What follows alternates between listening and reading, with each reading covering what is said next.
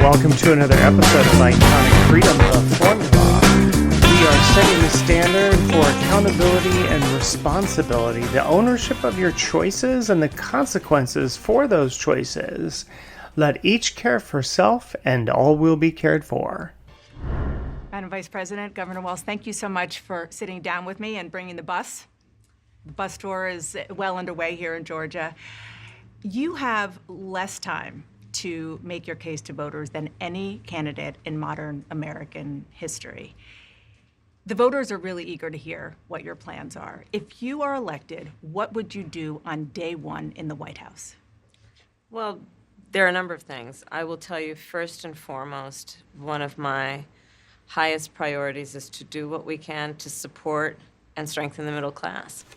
Okay, so I'm going to try to stay out of the political aspect of it with regard to the policy and all the rest of that stuff. I am going to point out a few observations about all that. First of all, I think it's interesting that it's like she is being pushed about her policies, but I guess my question whenever I hear anything or even in the debate is like, I don't understand. I mean, you supported all of Biden's policies in the past, so why is it that you're running from those policies? Just an observation, folks. Okay, so Dana kind of starts off this by giving her an easy layup. You have less time to make your case to the voters. So, however, okay, so this is a woman who's been vice president for almost 4 years and in the public arena for decades. So how is it that she needs more time? If you don't know me by now, you will never, never, never know me.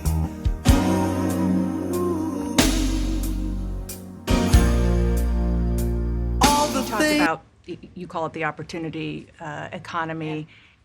You are well aware that right now many Americans are struggling. There's a crisis of affordability. One of your campaign themes is we're not going back.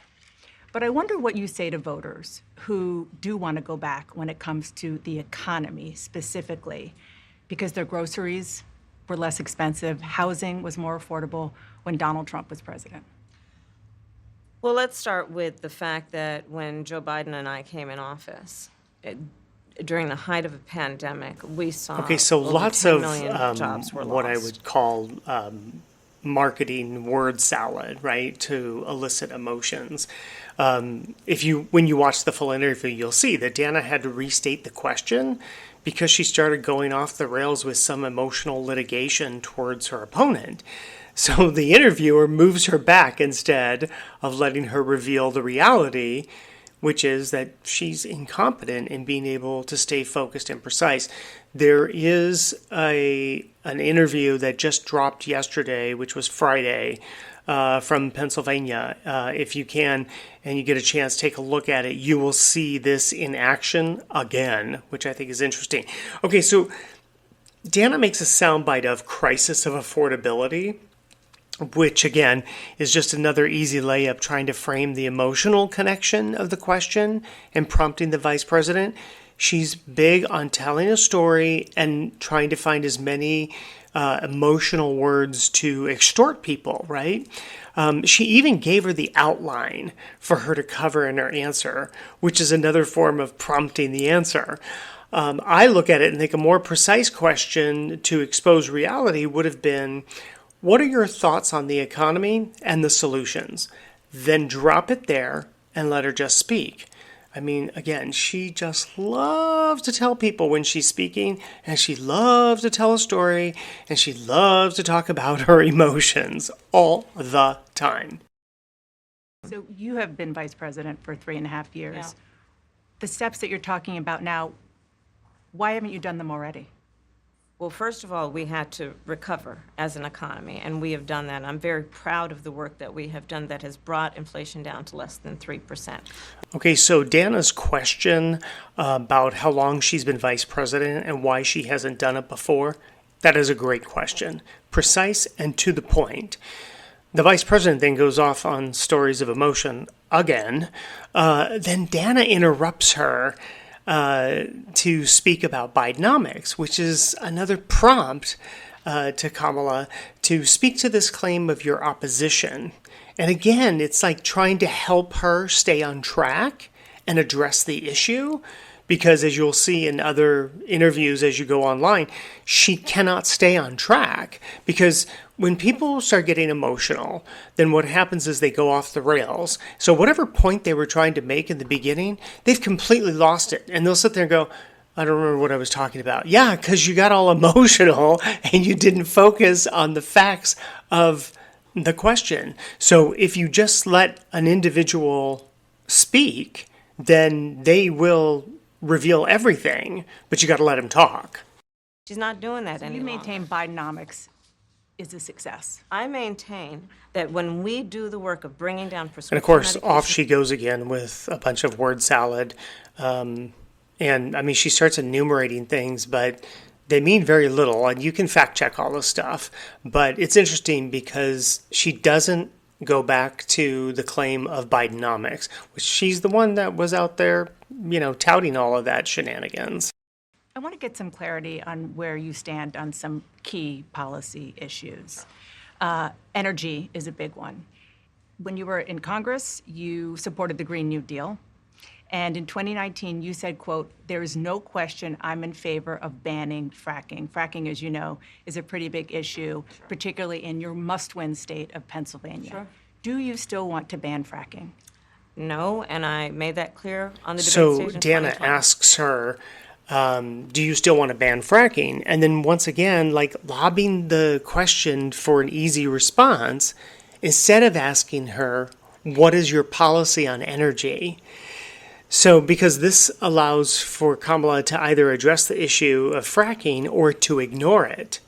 So, depending on what people, where they focus their energy on, right, is going to tell you what their, where their head is at when it comes to these particular issues. We easily convey information when we are solid in our understanding of a topic or a question. This would have allowed for people to hear and observe the reality of Kamala's position instead of helping her to respond. So it would behoove a person interviewing to, probably reduce their questions to much shorter, 4 or 5 words, boom, and then, be done and get off of it, right? Do you still want to ban fracking? No. What is your policy on energy? And then let her tell us. Because if she really cared about fracking, then she would say, yeah, I'm okay with fracking. If she hates fracking, she's going to talk. She's going to be smart enough to say, your question is about fracking. Let me address it this way. And then Yes, off they go. President, I will not ban fracking. In 2019, I believe, in a town hall, you said you were asked, would you commit to implementing a federal ban on fracking on your first day in office? And you said, there's no question I'm in favor of banning fracking. So yes. So it changed in that campaign? In 2020, I made very clear where I stand. We are in 2024, and I've not changed that position, nor will I going forward. I kept my word, and I will keep my word. What made you change that position at the time? Well, let's be clear. From my values experience have as not vice changed. president, we can do it without banning fracking. In fact, Dana, I cast the tie-breaking vote that actually increased leases for fracking Yeah. as vice president. So I'm very clear about where I stand. And was there some policy or scientific data that you saw that you said, oh, okay, I get it now? What I have seen is that we can grow and we can increase a thriving clean energy economy without banning. I did think it was kind of interesting that Dana decided to keep pushing this particular issue. Of course, her questions were still very leading the witness kind of thing and giving her an opportunity, giving Kamala that opportunity to respond to it from a very specific approach, right? Rather than just saying, what's your energy policy? You could tell a little bit if you watch it that Kamala gets a little annoyed when Dana is following up with another question on it. Now, she did say something about, on the 2020 stage, I said, that I would not ban fracking. I don't recall that, so that'll be something to fact check to see if that actually rings true. I'm guessing that is not the case, but we'll see. Then the other thing that was very fascinating was when she started to speak and she said Dana and then correct herself, I mean Dana. You're going to watch now. First of all, that tripped her up, and you can see that she stumbles a little bit. And she does recover, but it takes her, a couple of seconds to kind of fall back into it, which I thought was interesting. But you're going to hear her in the interview, if you watch the whole interview, that she will say Dana's name several more times at different times when it just seems a little awkward, actually. And so this is just kind of a tactic that people use if they've made a mistake with somebody's name. They keep saying the person's name where they think they can interject it so that they can recall it and remember it. It's kind of manipulative, actually, to be honest. Another issue, big one, is immigration. As Vice President, you were tasked with addressing the root causes of migration in southern countries and Northern part of Central America. the northern part Yeah. of Central America that affects the southern border of the U.S. During the Biden-Harris administration, there were record numbers of illegal border crossings. Why did the Biden-Harris administration wait 3.5 years to implement sweeping asylum So you would push that restrictions? legislation again? I just want to Not ask only about push it, I will make sure that it comes to my desk and I would sign it. just one other question about something that you said in 2019 when you first ran. There was a debate. You raised your hand when asked whether or not the border should be decriminalized. Do you still believe that? I believe there should be consequence. We have laws that have to be followed and enforced that address and deal with people who cross our border illegally, and there should be consequence. And let's be clear, in this race, I'm the only person. One of the things that stands out to me, we talk about this on the podcast all the time, that Dana asking that why question, the why is an invitation to lie. See, it would have been more revealing to just say, what policy did you and the president change when you came into office regarding immigration? Because what it would reveal is that they signed a whole bunch of, executive orders which overturned a lot of the policies that the prior administration had done to curb the influx of immigration. And they overturned all that, which then, sent this whole thing, off like a house afire. It would have obligated her Kamala to reference the policies of the prior administration that they overturned and to basically have to own the choices of creating or destroying that immigration issue. Dana asked the question about decriminalizing the border, to which Kamala signed on to, and then Kamala's answer was in contradiction to her previous endorsement of decriminalizing the border. So, but Dana didn't follow up on the inconsistency or the contradiction of it. So she's saying that, we're going to enforce, people crossing the border, we're going to manage that. It's like, okay, but crossing the border illegally, that's where the inflection starts. That's where the illegality starts. So what is decriminalizing the border? It's like decriminalizing the immigration. It's like these two things are in contradiction. And Dana did not pick up on either of those. And she didn't, obviously, because she didn't pick up on it, she wound up not saying anything about it either. The other thing that occurs to me, and you've heard it, I think you've heard it now a couple times and you'll hear it again. Every time she says, let me be clear, okay, that's like a person when they say, I'm a people person. They're not a people person.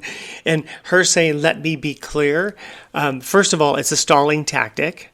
And second of all, it's an attempt to word salad something and to try to give it some sort of a credential. You don't need to preface a statement that way of let me be clear, unless you're admonishing somebody, you're scolding someone, or you're stalling, which it is a good stalling tactic, Or the other piece is you're trying to think of what the answer should be. And then you're trying to impose the credential that I've made it clear, let me be clear. And so then you're hoping that from that point forward, people will stop asking you because you were clear. But when people say, let me be clear, they are anything but clear. Generally speaking, how should voters look at some of the changes that you've made, that you've explained some of here in your policy? Is it because you have more experience now and you've learned more about the information? Is it because you were running for president in a Democratic primary? And should they feel comfortable and confident that what you're saying now is going to be your policy moving forward? Dana, I think the most important and most significant aspect. Okay, so she does the whole thing where she says her name again, Dana, blah, blah, blah, which I think is always funny. That, so it's like she's nervous about getting the name wrong again, so she's trying to reinforce it. The thing about Dana and her question is similar to the one about the fracking, is that she's prompting her. In the previous one about fracking, was it, some scientific data that you saw or blah, blah, blah? And she did the same thing here, and she makes that comment about, how should the voters look at the policy, at the changes you've made in your policy? And what was it that helped shape the policy differently, or whatever it was that she said, however she said it. But what's interesting is that she, again, is prompting her on how to answer the question. She's not asking her to answer the question. She's wanting to help her on how to answer the question. Big difference. I want to ask you about your opponent, Donald Trump. Okay. I was a little bit surprised. People might be surprised to hear that you have never interacted with him, met him face to face. That's going to change soon. But what I want to ask you about is what he said last month. He suggested that you happened to turn black recently for political purposes, questioning a core part of your identity. Yeah. Any? Same old tired playbook. Next question, please. That's it? That's it. Okay. Let's talk about some foreign policy issues that would be on your plate if you become commander-in-chief. President Biden has tried unsuccessfully to end the war between Israel and Hamas in Gaza. He's been doing it for months and months, along with you. Would you do anything differently? For example, would you withhold some U.S. weapons shipments to Israel? That's what a lot of people on the progressive left want you to do. Let me be very clear. I'm unequivocal and Okay, so it's interesting that Dana let her get away with that, where she goes, that's it? And she said, that's it, and they're talking about her identity. So it's a legit question, and Dana should have she should have started the question earlier in saying that President Trump made the observation, there we are, we're neutralizing it, made the observation that you were, basically self-identifying as Indian, and now you're self-identifying as black. Would you please speak to that? And then wait for her to say something, because the way she set the question up, it gave Kamala an out to say, oh, it's the same old, next question. And then when she says next question, that's when she should have pushed it even further. I understand that you probably are uncomfortable with this, and I think that's an okay thing to put in the question because she is uncomfortable. Look at her facial expressions. But then to be able to restate the question, that the observation was, Donald Trump made the observation that you were self-identifying as Indian and now you are self-identifying as black. Can you lend more information to that? And instead just let her get away with it. So we're back to the let me be clear piece as well when they started talking about Israel and Hamas. And again, Dana is leading the witness, talking to her about, what would be the things that she would do about that policy rather than just saying, what is your policy? When you neutralize the subjectiveness and you keep it objective, then it really allows for the guest to be able to speak extemporaneously if they have the ability to do it. And if they are able to speak extemporaneously, they should be able to basically give expression and language what that policy is, concrete and specifically. And it's good to even say that when you're asking a question about policy. What is your energy policy, concrete and specifically? Because otherwise, people will go off in these directions. And if they do, then you get to bring it back as the interviewer and say, I'm going to ask the question again, what concrete and specifically are you going to do? And then see if they answer it. And if they don't, then you call them out on it. So I've asked the question twice, and you've not answered the question. So is there another way that I should be asking you this question for concrete and specifics on what you're going to do about that policy? It might get awkward. You may never get an interview again. But the reality is that you've neutralized all the subjectivity and you just said, give us the facts, ma'am. That's what we want. Give us the facts. Get the hostages out. Let's get the ceasefire done. But no change in policy in terms of arms and so forth. No, we have to get a deal done. Dana, we have to get a deal done. When you look at the significance of this to the families, to the people. Okay, so there it was again. She went to say her name, and she almost said it as Dana again, and had to catch herself and say Dana. But she's inserting it at a really awkward moment. So, what was it that she was trying to stall by using the name? Or maybe she was trying to show her authority, Dana. It's really funny to watch. And then the other thing was, Dana is sitting there again. She is leading the witness. So no change on the policy. And then she starts to enumerate it. No weapons, withholding of weapons. She's leading her down the path, giving her the answers practically, instead of just saying, so there would be no change in policy. That's all she's got to say. Okay, thank you. We're going to move on. Governor Walz, the country is just starting to get to know you. I want to ask you a question about how you've described your service in the National Guard.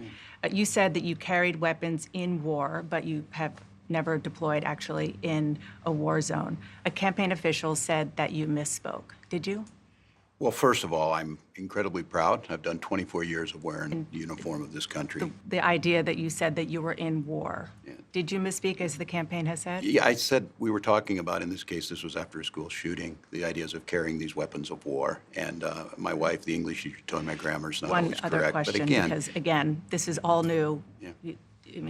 This was not, however many days ago, this was not on either of your bingo cards, especially yours. You had to clarify that you had said that you and your wife used IVF, but it turned out you used a different kind of fertility in order to have children.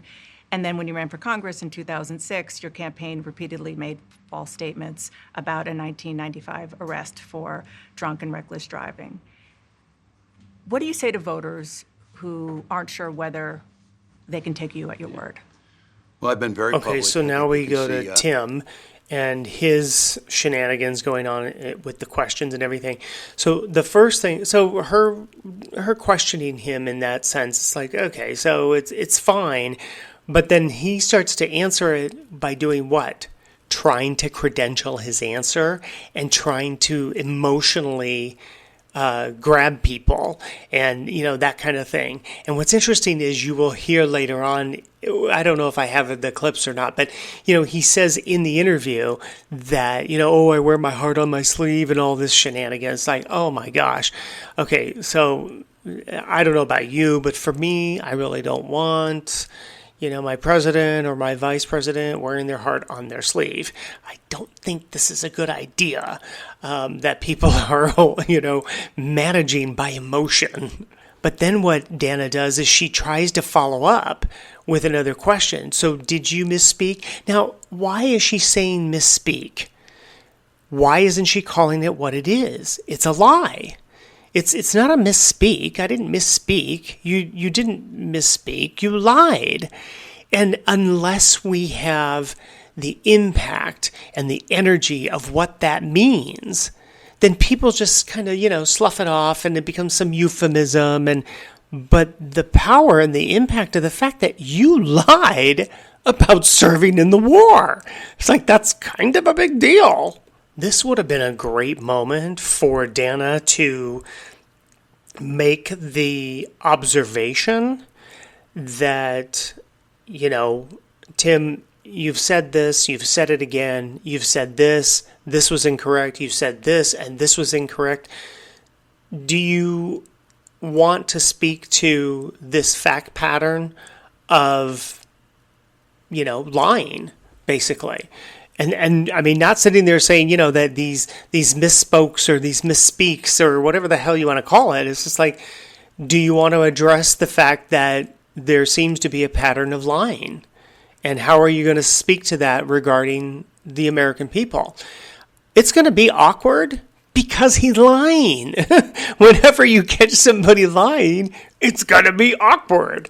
But to gloss over it, not good. And then the thing about him saying that his wife says that, I don't use the right grammar. It's like, oh my God, I never saw people with so many excuses in my life. But do you understand, and I'm sure you do, this piece of it that I like pointing out, which is not taking accountability for your choices, for what comes out of your mouth and the actions you take. Oh, hello, liar. Vice President Harris, you were a very staunch defender of President Biden's capacity to serve another 4 years. Right after the debate, you insisted that President Biden is extraordinarily strong. Given where we are now, do you have any regrets about what you told the American people? No, not at all. Not at all. I have... What an interesting way to frame that question, and instead of trying to tiptoe through it, which is what Dana was doing with that question, it should have been just met head on. Vice President, you said, a couple of weeks prior and even before that Joe Biden was mentally sound. That turned out to not be true. That turned out to be a lie. Do you want to address it? Not giving her, do you regret it? Or, some sort of emotional thing. It's like, no, confront the lie. And it's so interesting where she just sits there and immediately she's like, oh no, I don't have any regrets. It's like, oh my gosh. Then if you have gotten that kind of an answer, you haven't asked the right question. You have not asked the question that draws out what that was all about. The better question would have been, you lied to the American people about the health and well-being of the president. What do you want to say about that? Not asking her, would you like to address this? No. Did you regret anything? No. What do you want to say about that? Because if she says, I don't want to speak about it, or is like, so you're lying to the American people you don't think should be addressed by you. Got it. I mean, even if Kamala didn't want to say anything more, by making that statement and then saying, got it, we'll move on, that just said a lot about the integrity and character of this person that is applying for a job. And I'm sorry, this is like the weirdest thing to me, but why did she bring her dad to her job interview? That just seems really awkward. Okay. So there is something to be said about these kind of interviews that are done where the candidates go off on these emotional diatribes. And when somebody is not addressing an issue and they're deflecting, it really is up to the interviewer to focus like a laser beam and go back and ask the question as objectively and as neutral as you possibly can. And I encourage you to watch the entire thing. I think you can kind of get a sense as you watch Dana through this whole thing and I'm not saying her name because I don't know her name. I know her name is Dana. But as you watch Dana through this whole thing, you can see that she is kind of tiptoeing through a lot of stuff.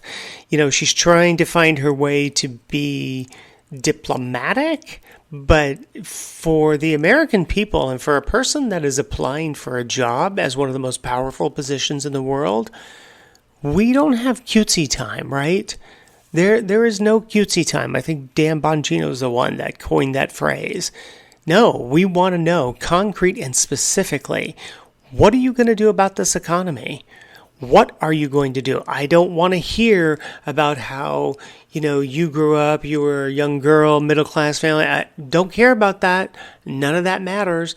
And the more people don't call her out on it, the more she will continue to do it. And literally to interrupt her. I'm sorry, Madam Vice President. I don't mean to interrupt you, but we've heard that before. I'd like to know, what is the policy? What are the bullet points that you want to enumerate that are going to tell me what it is that you're actually going to do? Because we've heard all of this other stuff before. So we know what your history is. We get it. But we need to hear what the actual policy is. What are you going to do to increase energy in this nation? See what she has to say. What is it that you're going to do to bring down the prices of goods and services? See what she has to say. Listen, if you know your stuff, you should be able to speak to it. You can ask the opposition, and Donald Trump will tell you, we're going to drill, baby, drill, and people don't understand what that means. We're going to increase the energy in this nation so as it is more accessible, and the more you have the accessibility, then the easier it is to get, and it starts to bring pricing down. Why? Because the cost of the energy to start the supply chain is less. And as that is less, so it is less to produce the products, to get them on a truck, to get them to a store. Yada, yada, yada. You know all that good stuff. All right. And we're at the end of another podcast. Hit that like button if you would. Share it with your family and friends. You never know how it might help them in their endeavor to their own awakening. And you know what? If you hear of an interview and you would like me to do some forensic on it, I would really enjoy it. It's one of the more fun things that I get to do by doing this podcast. Let each care for self, and all will be cared for.